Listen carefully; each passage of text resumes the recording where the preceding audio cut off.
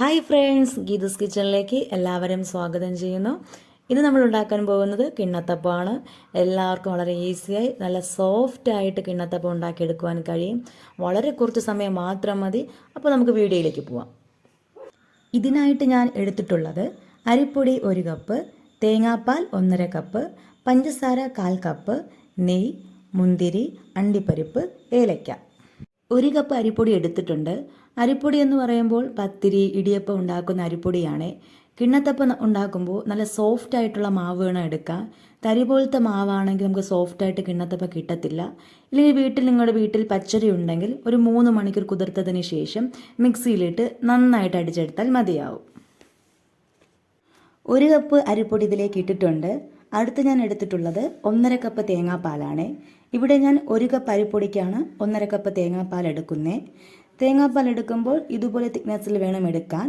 തീരെ ലൂസായി പോകരുത്, എന്നാൽ നന്നായി കട്ടിയാകെ പോകാതെ അത്യാവശ്യം ലൂസായിട്ട് വേണം നമുക്ക് എടുക്കാൻ. തേങ്ങാപ്പാൽ ഇതിലേക്ക് ഒഴിച്ചിട്ടുണ്ട്.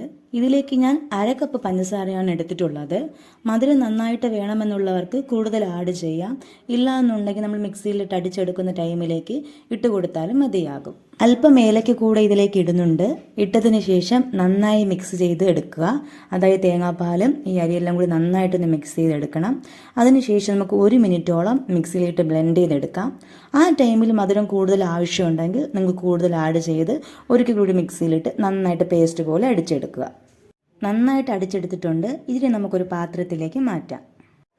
അടിച്ചു വെച്ചിട്ടുള്ള മാവിലേക്ക് മുന്തിരിയും കാഷ്നട്ടും കൂടി ഞാൻ ആഡ് ചെയ്യുന്നുണ്ട്. ഇപ്പോൾ നിങ്ങൾക്ക് മുന്തിരിയും കാഷ്നട്ടും ഇല്ല എന്നുണ്ടെങ്കിൽ ജീരകം ഇട്ടാലും മതിയാകും. ഇട്ടതിന് ശേഷം നന്നായിട്ട് മിക്സ് ചെയ്ത് നമുക്കൊരു 1/2 മണിക്കൂർ അടച്ചു വയ്ക്കാം. 1/2 മണിക്കൂർ ആയിട്ടുണ്ട്. അപ്പോൾ ഒരു പരന്ന പാത്രം ഞാൻ എടുത്തു വച്ചിട്ടുണ്ട്. ഈ പരന്ന പാത്രത്തിലേക്ക് നമുക്ക് അല്പം വെളിച്ചെണ്ണ അല്ലെങ്കിൽ നെയ്യ് പുരട്ടുക. ഇപ്പം ഞാൻ അല്പം നെയ്യാണ് എടുത്തിട്ടുള്ളത്. ഈ പാത്രത്തിൽ നന്നായി നെയ്യ് പുരട്ടി കൊടുക്കണം. നെയ്യ് പുരട്ടിയതിന് ശേഷം ഈ പാത്രത്തിലേക്ക് നമ്മൾ അടച്ചു വെച്ചിരിക്കുന്ന ആ മിക്സിനെ എടുത്തൊഴിക്കാം. പാത്രത്തിലേക്ക് ഒഴിച്ച് വെച്ചിട്ടുണ്ട്.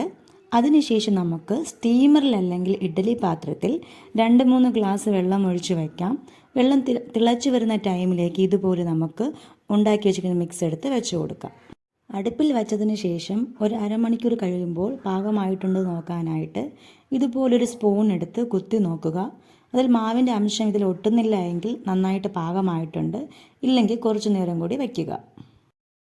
റെഡി ആയതിനു ശേഷം നമുക്കൊരു പാത്രത്തിലേക്ക് മാറ്റാവുന്നതാണ്. നിങ്ങൾക്ക് കാണുമ്പോൾ തന്നെ അറിയാം, നല്ല സോഫ്റ്റ് ആയിട്ടുള്ള കിണ്ണത്തപ്പാണ് ഉണ്ടായിട്ടുള്ളത്. നല്ല അടിപൊളി ടേസ്റ്റാണ്. നിങ്ങളെല്ലാവരും ഉണ്ടാക്കി നോക്കണം.